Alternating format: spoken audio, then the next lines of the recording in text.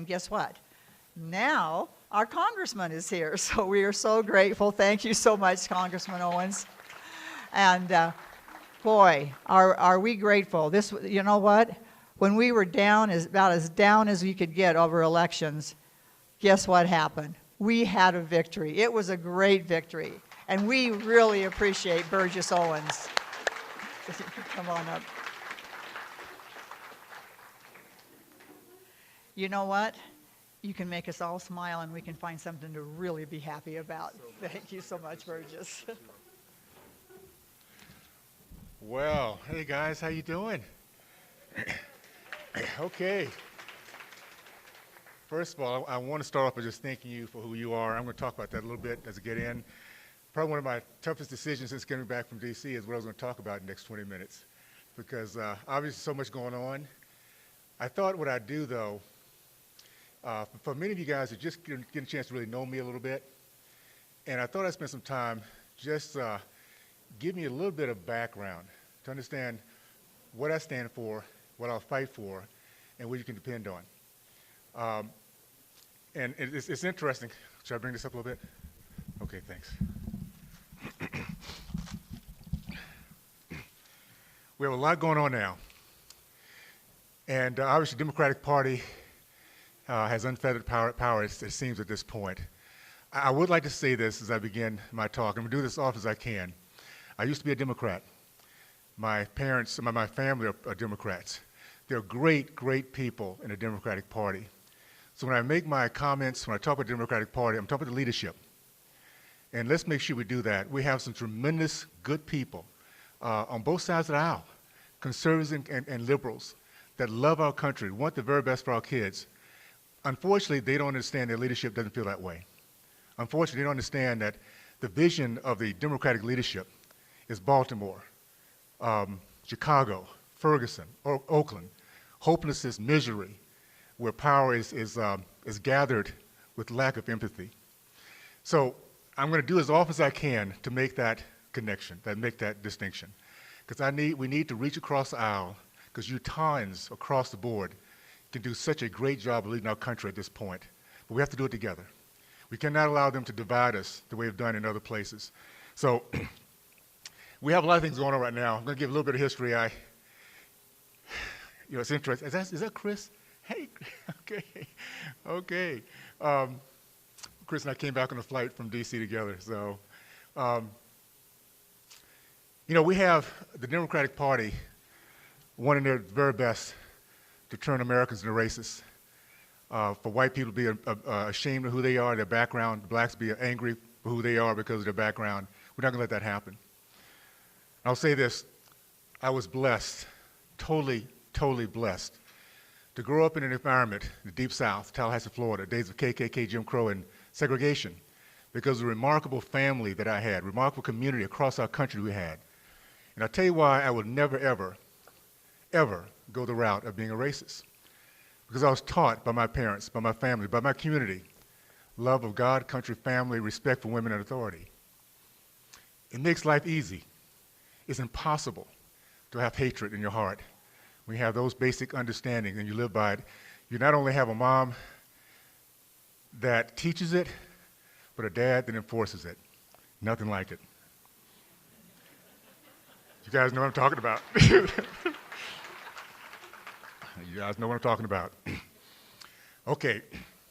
One of the things that we're not taught, I'm going to go a little bit of history real quick, but as Karl Marx has said, the first battleground is the writing of history. When we don't learn our history, we don't know how great we the people have been together. And I'll say this, a little bit of history. It's a very important part. It was the 40s, 50s, and early 70s. The black community was one of the most competitive communities in our country. They led our country in the growth of the middle class. Men matriculated from college. Men committed to marriage over 70%. And the percentage of entrepreneurs over 40%. At 40% of entrepreneurs, every place I saw around me in my community, and I didn't, by the way, I wasn't introduced to white Americans until I was 16 years old. So every place I saw was success, was entrepreneurs. And those entrepreneurs, that equated to 50 to 60% of black Americans across our country being part of that great, beautiful middle class. It's the middle class we're fighting for today. It's the middle class that the leftist is trying to destroy. Understand that. And there's no better example of it here than Utah. We have over 277,000 business owners, 93% of small business owners, and they produce the greatest middle class in our country, and America produces the greatest middle class in the world because of the compassion, the service, the vision, the faith that comes from business owners that goes down to the middle class. And that's what we see, and that's what we experience. We need to make sure we hold on to it. Okay, let's talk a little bit about my history. I found out about maybe 8 years ago about my great-great-grandfather, Silas Burgess. Going through papers, my dad had passed away, and I was going through his papers. Boxes that were passed out to him, he probably never opened up. And I'm just blessed to find this treasure trove of this person that I'd never known before. Came here in the belly of a slave ship, was orphaned at age 8, but surrounded, thank goodness, by men who believed in freedom. And they took a risk, decided to escape that plantation in South Carolina, the Burgess Plantation. Took the southern route of the Underground Railroad out to Texas, where he became a successful business owner. Started the first black church, first black elementary, owned 102 acres of land purchased in 2 years. A Republican, a Christian, a proud American. Here's a lesson he learned, though, coming across Underground Railroad.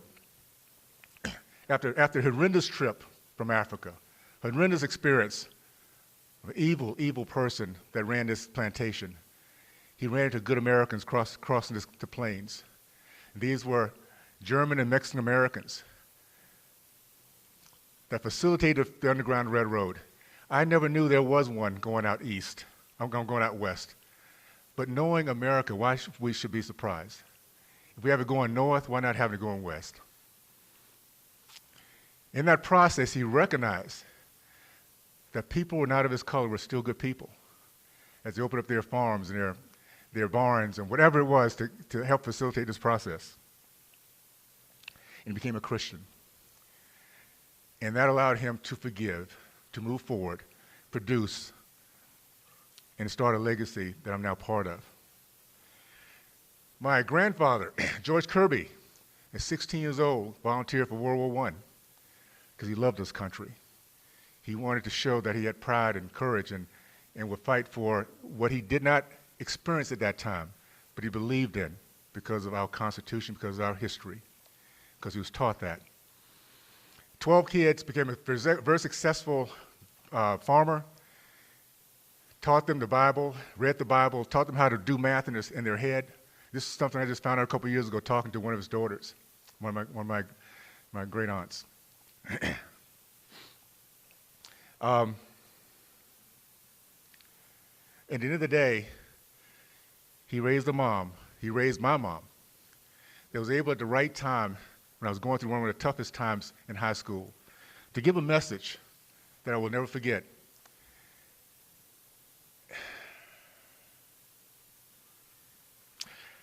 Because we all go through those periods of times we wonder, and we can actually become very angry if we allow ourselves to get there. She said, Burgie, just remember, never let somebody else's problem become yours. What a great message, a message for the ages. My dad came back from World War II, could not go to college he went to college, black college, he could not go to postgraduate school down in Texas because it was illegal. It was Jim Crow laws would disallow it. I ran across a box of rejection letters going through his papers. Big box of rejection letters, obviously, that he sent out across the country, rejecting him from coming to go to school there. But you know, he never talked about that box. He never brought it up.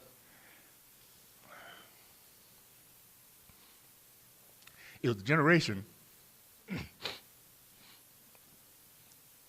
very simply, that used that as motivation.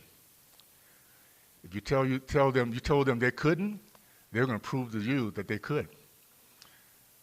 So he ended up going to Ohio State, where he got his PhD. That's where I was born, in Ohio State. By the way, just a side note, all the way up until I was going to college. I always thought I'd maybe go to Ohio State. And I grew up in Tallahassee, by the way, Tallahassee, Florida, northern part.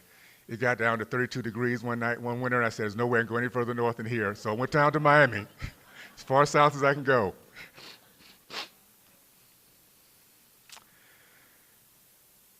Anyway, you know what I'm thinking about my dad? And I never had this conversation, because he never taught us to be racist. He taught us to be competitive, to work harder, to study harder, to run harder, but never judged anybody else because of skin color. Because somewhere in the process of going to Ohio State, a white American who might have never met said yes for him to come there. I went to the University of Miami, the third black to get a scholarship there. The president of the University of Miami decided that that school would not do what the other southern schools were doing. He said yes to making sure that we became a place of embracing other people, no matter what their color might be. This is the dream. This is the history of America, guys. This is the history that the left would love us not to know about. Because what we, the people, have done together has been remarkable. There's no country in the history of mankind that has fought so hard to become every single generation better than the last. That's what we do. It's within our DNA.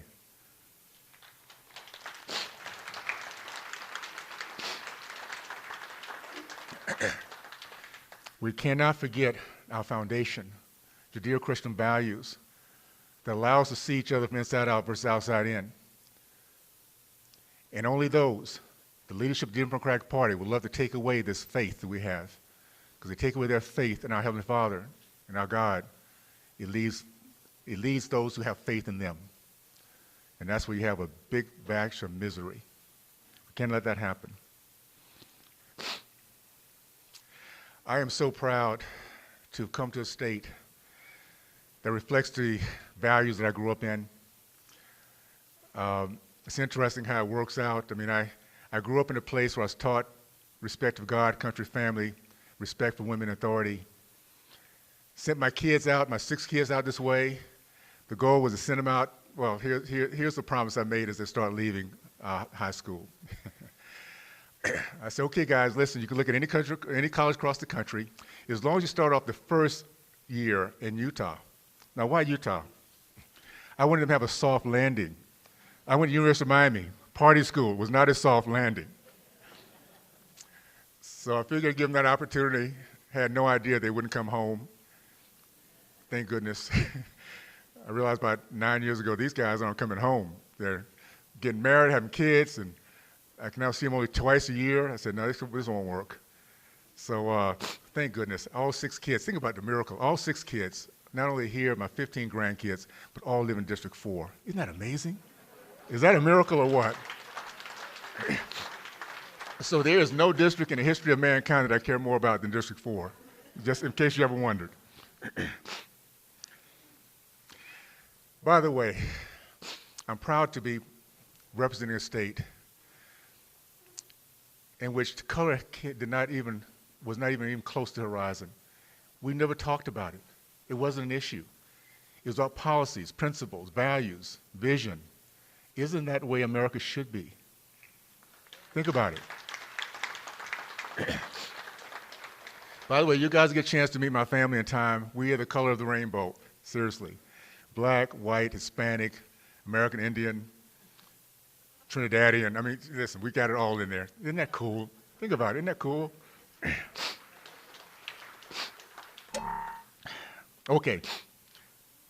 I won't take too much more time. I want to say this. Based on the tenets that drove my community to be the most aggressive and competitive community at that time, based on the tenets that makes our state one of the most competitive states in the country, I want to make sure I'm at the front line of that. Those tenets basically are very simply this: education, faith, the free market, and family. It's really simple. Those 4 tenets: head, heart, hands, and home, education, faith, industry, and family. Am I getting a little teary-eyed here? My goodness, I missed that one. Sorry. That's the one thing that kind of bugged me as I joined the church about 37 years ago. I was a football player, and I never got teary-eyed about anything. All of a sudden, I'm teary-eyed about everything. Drives me nuts.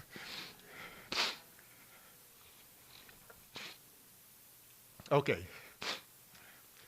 So based on that, the committees that I will be part of, and I cannot wait to get started with, is education, labor, and small business. I think ignorant and free can never be, is what Thomas Jefferson said. I've seen what happens when people are not taught to critically think, when they're not taught about history, when they're not taught that they can ask the questions why and be on the wrong side and still be okay. They're not taught that. And until we get our country back to thinking, critical thinking, debating, respecting each other's different opinions. You guys remember the days when you say, we can agree to disagree? Remember those days? We can agree to disagree. Boy, weren't those fun days. We need to get back to that. So my goal, very simply, is to give the rest of our nation what we have here, the idea of choice. By the way, I want to say this, please guys, let's be very careful. I made a comment on an interview not long ago about the black kids, black boys in the state of California. I was talking about education. Black boys in the state of California, 75%, this is 2017, cannot pass standard reading and writing tests because of the leftists' desire to make them dumb, ignorant, and complacent. Complacent. I was surprised by the comment from this interviewer. Say, yeah, but what about Utah? Let me just say this, my friends. Empathy is what we need to maintain. It's not just about Utah, because we don't care about the rest of our country. Utah will finally get hit big time. If we don't understand this process of empathy, and Americans, no matter where they are, no matter what their color there is, we'll be no different than a healthy heart telling its cancerous toe, man up, all is well in Zion. We can't go that route. We will end up paying the price if we don't recognize that every American, no matter where they are, deserves what we here have in this great state, an opportunity for life, liberty, and pursuit of happiness. It is an American way. It's an American team that we need to worry about. And that's going to be our option right now. Okay, let me just kind of wrap up here. I'm gonna kind of give you a football analogy that one of the greatest lessons my dad taught me. You guys remember the movie Remember the Titans? Who has not seen that movie? Isn't that okay? We need to get there. All right. Everybody in this country has seen that movie. It's a powerful movie. One of my favorites. Well, it reflected what I grew up in. I was one of 4 blacks to integrate this all-white school, Rickards, and my sophomore year, 16 years old. And we had to deal with I was a running back, and this guy, Larry, was a linebacker, and he was a bully. Larry was a year older, faster, stronger, meaner, all the things you hate about bullies. He encompassed that. And every play, he would try to hurt me. And I had no idea, I didn't know what to do with this guy. So I went to my dad and said, Dad, I don't know what to do with this guy. He said, Burgie, what you do, you get the ball, you run through the line, and you find Larry. And you run at him as fast as you can, hit him as hard as you can. Now you have to understand, before this advice from my dad, I would find Larry and go the other way as fast as I could. And even then, listening to my dad, I had to have some faith that this might work out okay, because you know, there's no guarantee. There's no guarantee how this is going to end. So I had faith in my dad. I said, I'm going to go for it. And I remember it like it was yesterday. Went to the line. The line was just a remarkably beautiful, big hole. And there was Larry to my right. And I ran at him as hard as I could, hit him as hard as I could. Shocked Larry. Nothing like this ever happened to him before, because nobody ever challenged a bully. Actually, the coach got mad at me, threatened to throw me off the team because he thought I was trying to start a fight. And it was a very important moment. It didn't end quick. It didn't stop immediately, but I began to command respect from Larry. And there's a difference, by the way, in commanding and demanding or begging for respect. I was commanding respect from Larry. And about 4 years later, 5, whatever it was, we all found ourselves at an all-star team. He'd gone to Florida State, I'd gone to Miami, found ourselves on the same all-star team. And I remember after practice, we're on the same team, the Southern team, after practice being in the locker room, sitting around with a bunch of guys, and here comes Larry. He walks in, the only white guy in the room, because Larry had changed. That's what we do as Americans. We change, we grow up. Just give us a chance. We grow up. But the most important lesson I learned that has gone with me since that time, to me standing up here talking to you today, because I tell you guys, when I left high school, I made a promise to myself never to speak before more than 2 people at one time, ever. So what was that lesson? That the way you deal with fear and bullies is you run at it as fast as you can, hit it as hard as you can. I'm going to tell you why the left is going nuts with President Trump. No one has ever hit them as hard as he's hit them.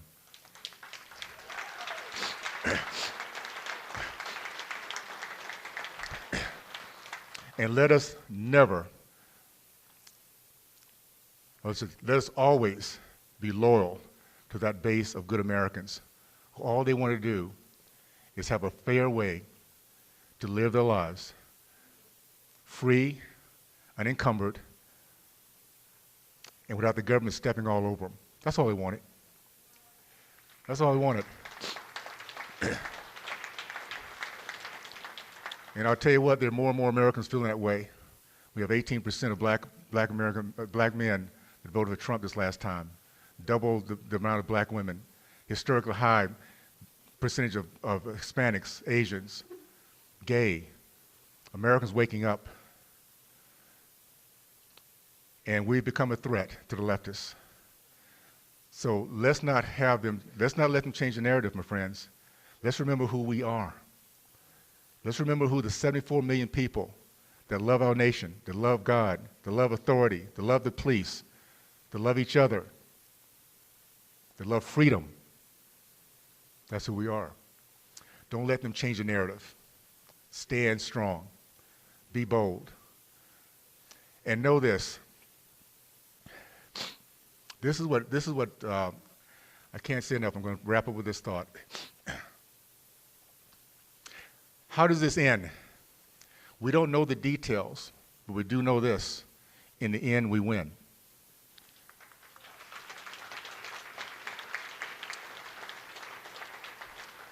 I'll just leave this thought. Why is that? Why do I know that? Why am I so confident? Because I know our history. Because I know how we started. I know we have a God in heaven that loves us. And I know that we have a majority of Americans who still believe in doing the right thing. As long as that happens, He's going to continue to bless us. So just know this, guys. There's a lot of lessons that come from defeat. There's a lot of lessons that come through the rough times of life. That's a whole new talk, whole different talk, which you won't go to. But understand this. The greatest lessons we learn are through the down times. That's where we learn tenacity, faith, loyalty, commitment, service, love, forgiveness. That's when we have to sit down and reflect on what does it take to be happy, to be successful, because I'm not there right now. That's where we learn our lessons. So let's learn the lessons for the next 2 years. I have the greatest amount of faith that Americans that did not get it before now, the next 2 years, they will get it. We're going to get back to House. We're going to get back to Senate. And I tell you what, we'll watch as we continue the process and see just how the left deals with in America that's woken up. I'm excited about it, guys. So thank you for this opportunity. Thank you for the great state that you've given us to come to. I guess I'm now a pioneer, and excited about that. And thank you again for who you are. I appreciate it. All the best.